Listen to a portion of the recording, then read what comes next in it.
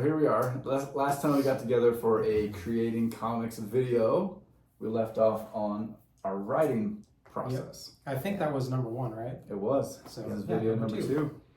We're going to be talking about thumbnails and just what we do, different styles of creating thumbnails.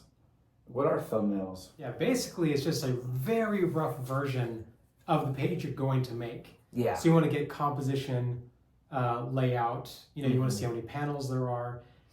You can even draw in stick figures. You don't want it to be complicated. Yeah. Because you don't want to waste too much time. So You're smart. for my book, Desert Bats, I definitely took a different approach because usually I will thumbnail the whole book, just very loose. Mm-hmm. But with this, I've been making pages day by day, and so I make a thumbnail as I move along. Yeah. So, yeah, but basically it looked like this. We'll show a better picture of it too, Yeah, we'll cut to it. kind of like that. So I'll just put a little dialogue over there, just really loose page layout. And that's pretty much it for me. I might do some little concept sketches down here. And what's fun is like on mine, here's a page from Rosemary. Super loose.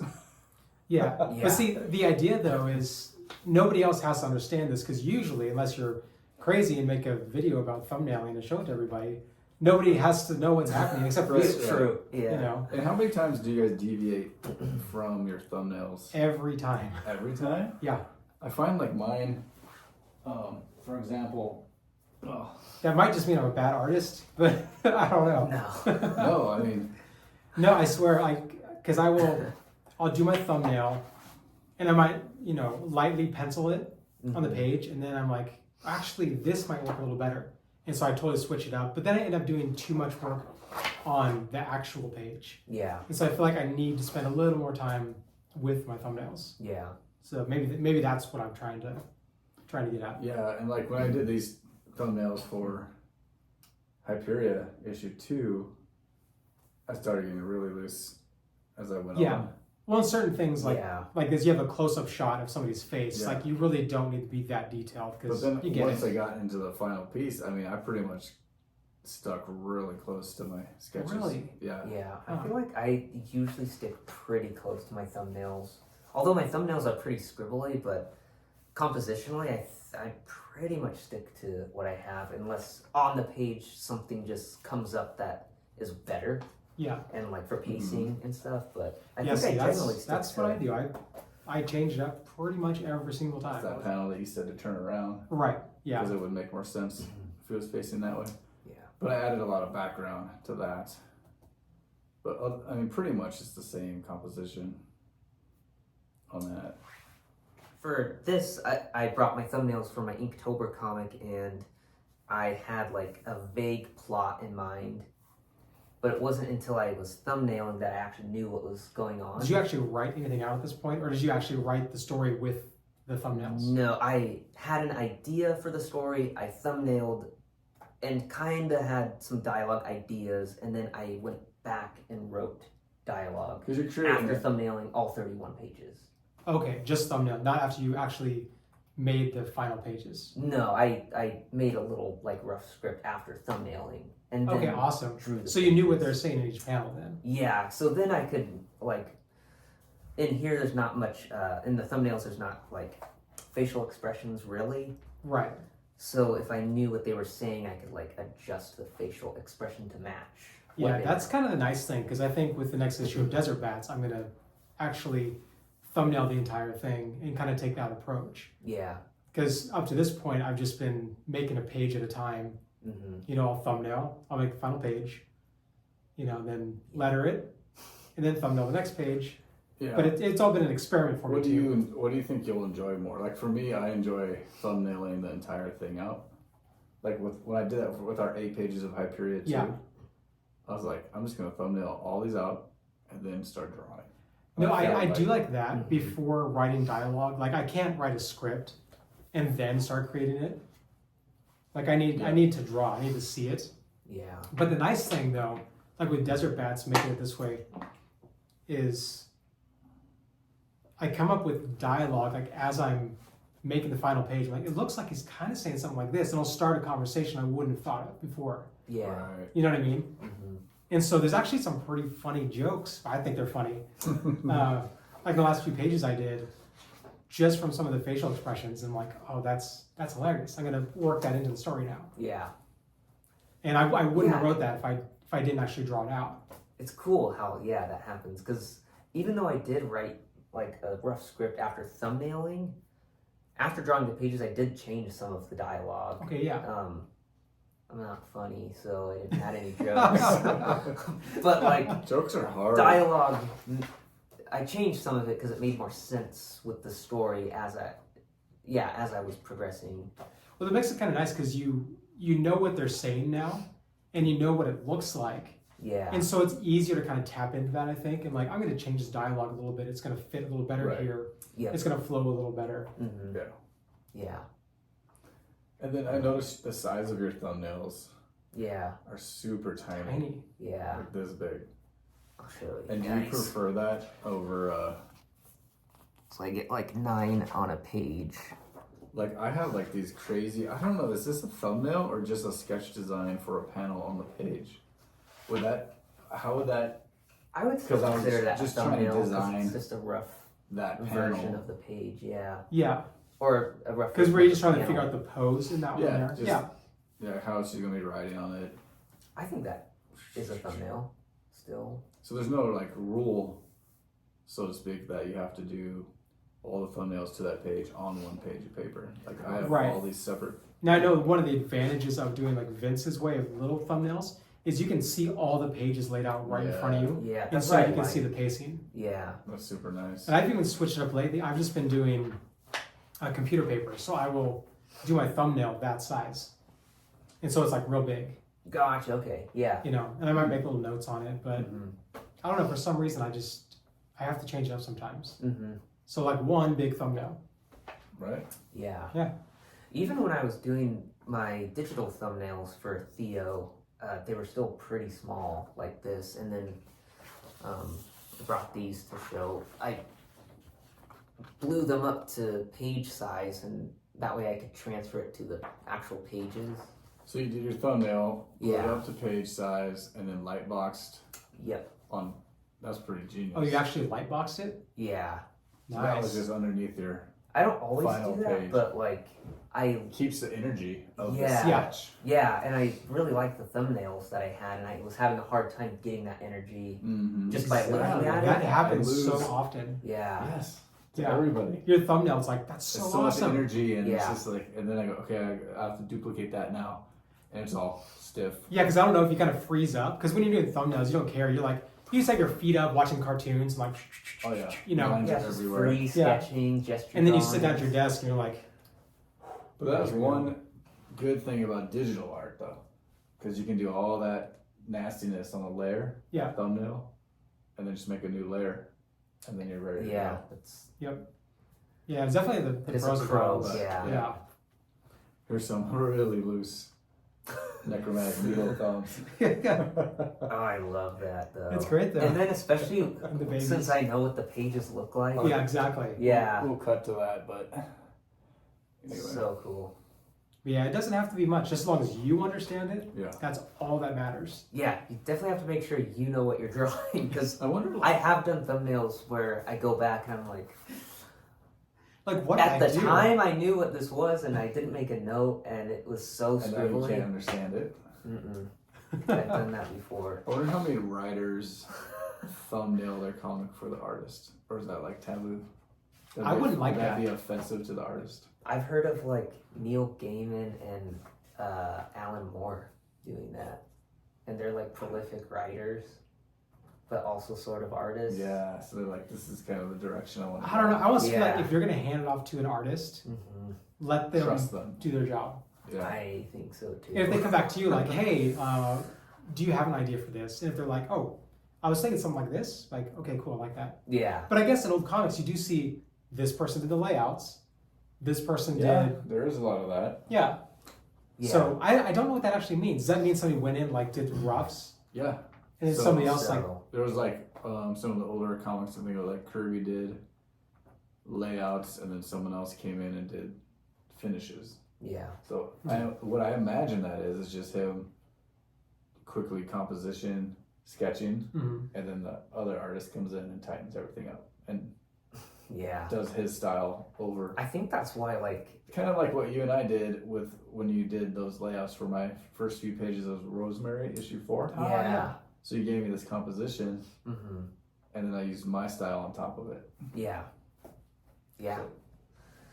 That's kind of the beauty of this group too. Is like we get to try all these different, ways of making comics. Yeah. Mm-hmm. I think it's Cool. So you were saying earlier that you discovered a kind of a cool concept when you were watching your son. Oh yes, Yes. This watch has TV. been really helpful. The other day I was doing some work outside of my house, and I was, looking inside. And my son was watching TV, and so I couldn't hear what they were saying because I was outside. But I saw the shot selection basically, Mm. and so I found myself really focusing on that. I was like, this is a great exercise Yeah. for thinking about my thumbnails. Thinking about there's like the 180 rule, if you're familiar with that. What am I even trying to say? I have to cut this part out. Well, what's the 180 rule? I don't even know if I know that. Oh yeah, well it's like Should I know that? I don't want to get too much into it, but let's say you have an A character and a B character, and your camera is on this side. You don't want to cross the camera. Like let's say there's a line between A and B characters right here. If the camera's over here, it needs to stay on that side of the line. yeah. So, because this character will always be on the left, this character will be on the Okay. right. You're seeing it backwards, and then if the camera crosses that line, all of a sudden they're on the opposite sides, and so then it looks like they're switching back and forth, and it gets kind of confusing. Gotcha. Unless you Yeah. want to do that for a purpose, but Right. just stuff like that. So I'll watch Yeah. how they stage their characters, and then if they break the 180, somebody moves, if they just things like that. So all these things I'm thinking about. Yeah. But And that's exactly when you suggested to flip that guy in that panel, right? yes, Because he was facing this way, but then in this panel, he's facing this way. right, because the camera crossed that line, so. Mhm. Yeah. So like the eye line was off, Mhm. because it was like this way, then it was this way, then it was this way, even though he's looking the same way the whole time. Right. Yeah. So Confusing. yeah, not that I'm a master at it, but it's like I'm with this exercise of basically I'm watching TV shows with no sound. I can really just hone in on that and focus on how they're moving those characters around. What would be the best TV show to watch with no sound? Ooh. That's TV show, I don't It's know. one a you hate. question. What I hate. Star Wars Last Jedi. No, I would just never watch that ever for any reason. You couldn't even That's a duct tape my good eyes question. open to watch that. This is gonna help me with my comics, Yeah. and hopefully kind of train my brain to when I watch stuff even with sound, that I will just be seeing how they set up each scene. Mm-hmm. Yeah. Where the characters are. I think I mentioned like Greg Capullo having, it was actually something similar. I don't know if it's the same thing, but he was saying if you watch movies in mute, if you can tell what's happening without them Yes. saying anything, Telling a good story. Success. good direction. That's If why you I can't, love if you those. have no idea what's happening, unless the movie's supposed to be like that, but Right. if the storytelling is clear without any dialogue, good directing. I was actually wondering if you guys with thumbnails have, like, just talking about having different shots and stuff, do you guys feel like you have shots that you pick super often and like repeat shots? I know that's Like a good, it's go-to gonna shot. happen, Yes. but like sometimes I feel like I do that and then I have to go back and be like, I've used that like 2 pages ago and I need to like change it up. Yeah, I do a lot Oh, of yeah. like 3/4 Yeah. down shots. Yeah, you just get into like a mode of like you Yeah. really like the shot, but And I don't after, like the drawing. They're like, I just use that. yeah, Yeah. and then you don't have to change it, but like for But then how do you switch it up? yeah, you And gotta so, like, switch up. You and I were talking earlier about kind of using the environment of the scene. And so I feel like for my next issue, I want to plan out, like if they're in a room, I want to plan out that room a little bit. Mm. Nothing overboard, but just so I can visualize it Yeah. and be like, oh, I can get a cool shot from behind this chair and see the guy or whatever. So I kind of I know the environment a little more, Yeah. so I can make more informed decisions. Citizens.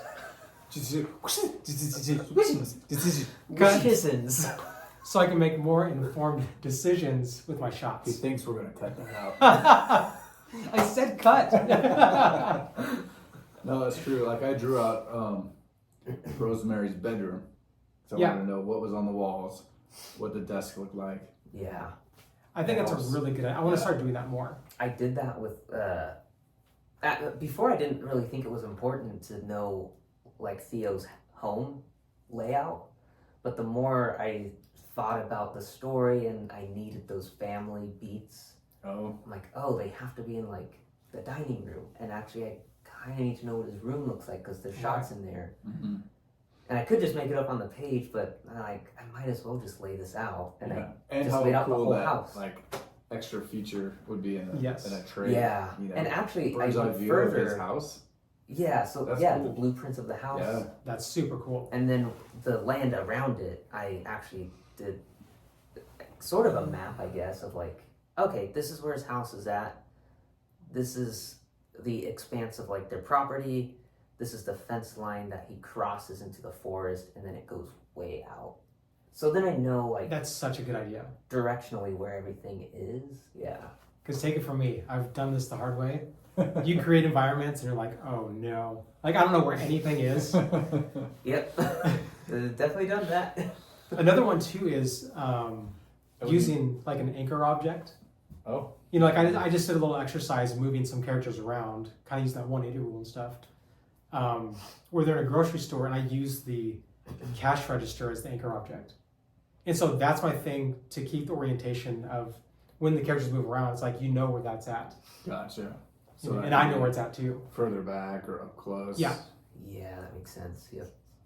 Yeah, and it doesn't have to be in every single shot, but each time you show it, you're like, oh, okay, I know where they're at. Yeah. Mhm. They're near that cash register or they're by that picture that's on the wall or whatever it is. Yeah, there's a tree like in Theo's yard in the story that's kind of an anchor point. Right. So it keeps the orientation of like, oh yeah, so his house is up this hill behind it, and then the fence is on the other side, and like the tree is bent a certain way too, so I like have to remember that. Oh. And Oh, nice. so if it's bent, I don't know. It's like the Anyway, one at our coast strip it's Oh yeah. with the dog on it. That was cool. almost, I guess. Yeah. Yeah. But yeah, I didn't think of it as an anchor object, but it totally is in Yeah. a lot of shots. It's just so good to know what's around. It makes it easier to, just create those shots because you know what's there.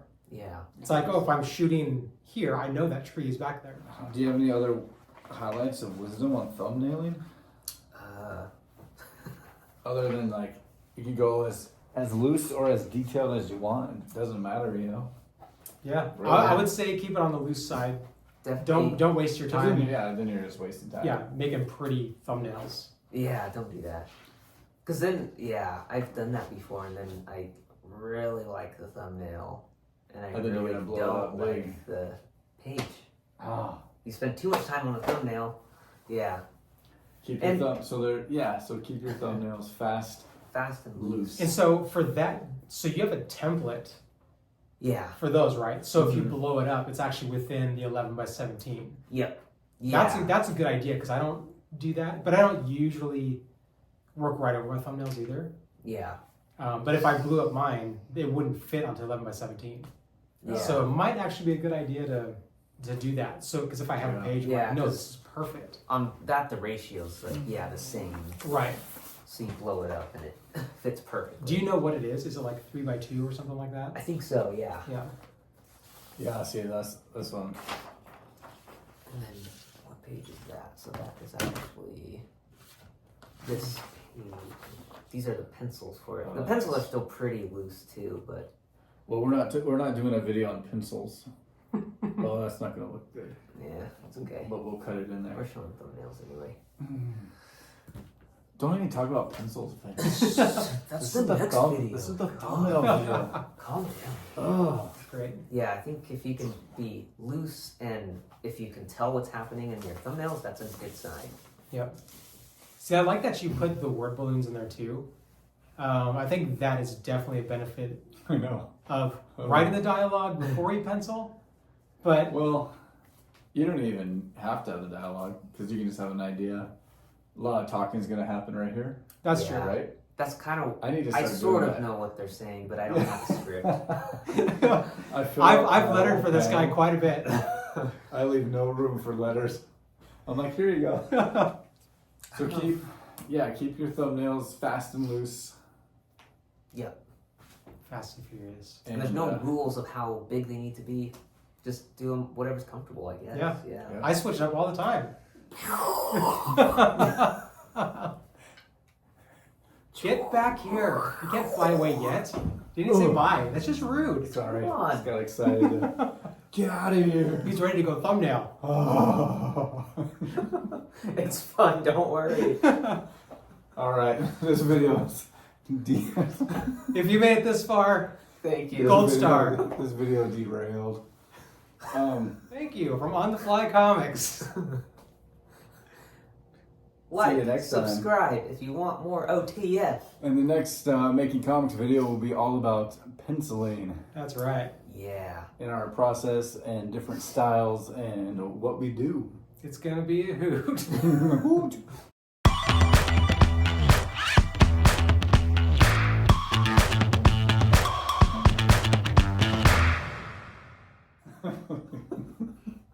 Now we just have the giggles. God. I can't stop. Okay. Uh,